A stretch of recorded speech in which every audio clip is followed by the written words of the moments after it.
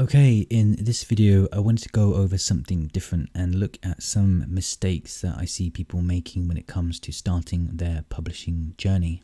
Now, these are mistakes that a lot of people make, and I've also made myself, and I don't see many people talking about them. But in this video, we're going to go over a few of them and see how you can avoid getting caught by these mistakes yourself. So let's get straight into the video here and discuss the first mistake that I see people making, and that's not being creative enough. That's not differentiating. That's not thinking outside the box enough to stand out to your potential customers.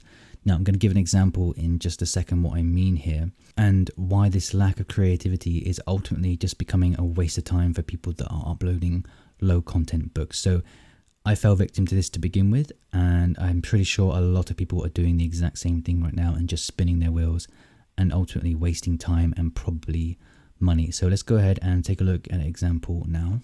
Okay, so here we are on Amazon.com. I've just gone ahead and I've typed this in. Now, these books are bucket list journals. Now, I think I've gone ahead and in my Valentine's video, I shared these with people, and what I want to show you here is why copying other people just doesn't work. Taking inspiration from people works well. I truly believe that in order to make sales on Amazon, you do need to take inspiration from other people in terms of what the style people are looking for, what font and what colors people are looking for in the niche that you're trying to sell within. However, what doesn't work is just flat out copying people's ideas. So if we take a look at these designs here, they all say the first thing, they all say the same thing on the front here. Now, you'll notice from the sales rank that only one of these books is actually selling, and it's this first one here, which is ranked 282, and that's been around since 2019. Now, if we look at the rest of these books, you'll even see some have the exact same, almost the exact same titles and subtitles being used in order to try and generate the same sales that this person here has been making themselves. So these books here were published back in, so the first one is published in 2019, this one is 2020, 2020, 2021, 2020, 2021, 2020, 2020. So all these books, everything on this front page, all these same designs that say the same thing on them, they were all published after this first book here. And as you can see from the sales ranking on these other books, 8 million, 6 million, no ranking, no ranking, no ranking, no ranking, 10 million. Terrible rankings. They're not making any sales. They're not making any money. They've even tried to copy some of the font style and with just changing the color of the background. Like, it just doesn't work. This phrase was obviously done first by this person here. And since this is the first person to make this phrase on Amazon, then they're the person that's getting the sales. They got the sales originally, they got the momentum, they got the reviews, and they got the authority positioning on Amazon's listing. So they're going to continue to make all the sales. No matter how many of these copybooks come along, they're always going to continue to make the sales here. And the reason that I know this is because this is my book here. So what I did with my book here is I took another bucket list journal idea and I changed it ever so slightly. Now, if you remember, if you've watched my previous videos about putting swear words onto your front cover and how well that actually increases sales from some books, this is what I did on this one here. Now, I found a book, it was a bucket list, and it said things we are going to do together, and I changed that to what you can see on screen right now. I added the swear word. It's still kind of similar. I added my own type of font to it. I used the black and white cover with the white font and the black background, and it makes sales. It's been making sales since 2019. And the reason why I make sales from this and other people don't with similar covers is because I'm the first person to do this type of design. I'm the first person to come up with the saying on the front here, and everyone else is just way too late, and they need to be a bit more creative when it comes to their own design. So if they saw my design and they saw that it was selling well, they could have easily taken what I have on my cover and change it slightly and to make their own unique design, but they haven't done that. They've just copied the words exactly, and pretty much every single person has put the same words on their cover here, and it just doesn't work because like I say, I'm the first person to have done it, and I'm the one that's going to be making the sales from that. So that's the first mistake that people make, is that they try and just blatantly copy what other people are doing, and that's completely different to taking inspiration. So if you see a good selling design and you're interested in selling within that niche yourself, then you have to get creative a little bit. And as you can see, I was only ever so slightly creative with mine, and I've reaped the rewards with this unique book. Okay, so the second mistake that I see people making is spending too much time and money on one project. And I'm going to use another one of my books here as an example of a complete failure of a book. Now, don't get me wrong, I think this book looks really nice. I think what's inside looks really nice. But the problem here is that I spent a lot of time having this book made, and I spent too much money on the front cover. I spent too much money on the interiors, and it just doesn't sell. As you can see, it's ranked 2.3 million in books, and it's got good reviews, 4.2 out of 5 stars. So, you know, the quality was there. However, I think to have this book outsourced, and since it was back in 2000 and the start of 2019, when I was quite new to doing paperback publishing, I thought, I'm going to go ahead, I'm going to spend a decent amount of money, like £100 on this book, and I'm going to outsource some really cool designs, really nice looking colouring pages. I'm going to have a nice cover made for the book as well. I'm just going to put up some keywords, you know, spam all these keywords like I've done here, and then, you know, I'm going to make some sales from it. But it didn't work. Like, it just failed, and that's just the way that it is sometimes on Amazon. You just don't quite get it right with your audience. The reality with publishing is that you're going to need a decent amount of books to make sales, and a good percentage of these books just aren't going to work for you. They're just not going to make sales. They're just not going to hit the right notes with your customers, and they're going to fail like this book here has done. So after all was said and done with this book, you know, I'm looking at over £100 of spend. I'm looking at a few weeks of my time having, you know, waiting for this person to make the book, and then obviously I put the interior together myself, which I'm no good at because I don't have the skills to do very simple design work like this. And it spent a lot of time and a lot of money, because obviously I was just getting started at this point, and it cost me a lot of money, it cost me a lot of time. It was just a waste, and this book never made back the money that I spent on it. That's why I always try and keep my costs with each book as low as possible. And another example that I've seen here, and I see so many people doing it, is that they think that Amazon owes them something if they put more money into their books. So the more money that they put in, the more money they're going to see back, because they've spent a lot of money. And one bit of dialogue that I read online between two publishers, one starting out and one having more experience, was the more experienced person telling the less experienced person to keep pushing, to keep plugging money into this business. And this guy was a young guy, he was 18 I think, and he had spent, I think it was over $2,000 on $2,000 on these books, and he was saying, I'm not getting anywhere at all with this, like I'm not making any sales, I've spent all this money. And people were telling him just to keep plugging away, keep putting the money in, and it's going to happen.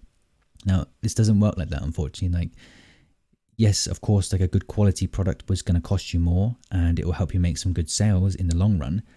But if you miss out on the fundamentals of publishing, i.e. finding a good niche, finding relevant keywords, and having a decent cover made, then it doesn't matter how much you spend on your interiors. It just doesn't matter at all, because you won't make that money back. And if you're spending thousands on a few projects, then you're never going to see it. You're never going to see that money back. Amazon is too competitive to just put one book out there and then hope that you're going to make a ton of sales back from it. Now, that could be a different case of people that know how to run ads to their books. And if you have a very high quality book and you're running ads to it, then that could be different. But that's a whole new level of skill in the publishing domain. You have to really know what you're doing in terms of ads, and you have to really spend money with ads and test with ads. So if you're starting off, it makes no sense to spend crazy amounts of time and crazy amounts of money on one or two projects. So these two examples that I've given you here are both my books, and the first one is way more successful, and I made it within 5 to 10 minutes. The interior cost me, I think, $2 to have made, and it's made me, 1,000 times the amount that this book has here. And that's just the way that it goes. Money likes time. That's how it is with publishing. Okay, so the next mistake that I think I see people make, and it's one that I've made myself, is burning themselves out with low content publishing. Low content and no content publishing is boring. Like, to me, I find it extremely boring to keep making the covers for these books. And my problem with this is that I was making lots of covers for books and I had lots of interiors being made. So I was constantly creating these low content books. Now this could just be a me thing, but I think it's something that you should be wary of if you're interested in creating a low content publishing business. And the problem that I found was that I was doing so many that there was this kind of diminishing return of quality on the covers that I was making. So the more that I did, the lesser quality was being produced by me, because I was trying to rush all these covers, get as many out as I could, and the quality started going down, and therefore the sales on these books didn't look good. So in order to avoid this kind of burnout, I took time away from doing low content publishing and focused on higher quality books, books that really took me longer to make. So I know I said about not taking too long to make books, but I think if it's something that you have to do yourself, if you have to write yourself, then obviously it's going to take time. And a few of my books I've written myself. I have, for example, like a cookbook in here, I have a self-help book in here as well. And it's all good information. They get good reviews on Amazon and they sell better than any of my low content books. And I think that's the thing, like I took a break from doing low content work because it was so boring and so tedious after a while that my motivation to go ahead and make a higher quality, high content book was super high. And I came out and I produced probably around 5 or so really good books after it. It was like 2 or 3 months it took me. But it was so worth it because those books, they've been selling so well for quite a long time now. And I just think it's such a good idea. And I think your end goal, obviously don't let me tell you what to do, but I think your end goal really should be to let your low content books sort of supplement your higher content books. So the majority of my money that I make on Amazon, it will come, I guess maybe 60% of the income comes from these higher content books. And there's much less of these books than low content books on my account. So I think a good way to avoid this kind of burnout with low content and no content books is to set aside an amount that you're going to do each month and then tackle a new task, a new project the month afterwards that is something different but still within the publishing domain.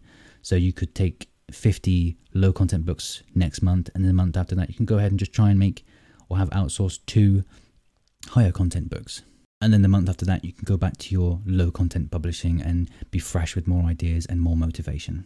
Okay, so the last mistake that I'm going to talk about that I think people make is getting into ads too soon, especially early days in their publishing business. Now, ads are something that I've only just started experimenting with after 2 years of paperback publishing, and there's something that I'm having mixed success with. And I think people start with ads way too soon. I think they're encouraged.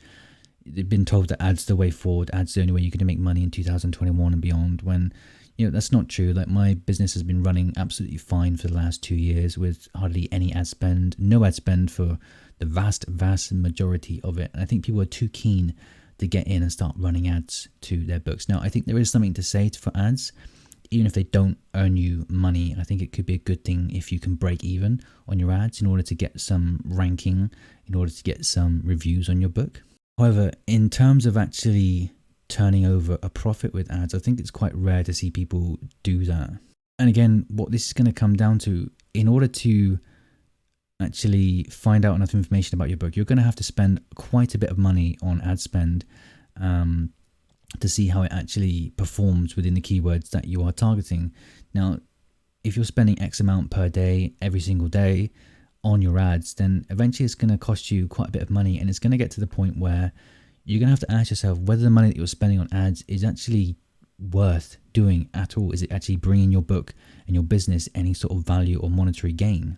So when it comes to ads, I think what you should be doing, and what I'm going to start doing, is to only try and run ads to books that are already successful with organic traffic through Amazon.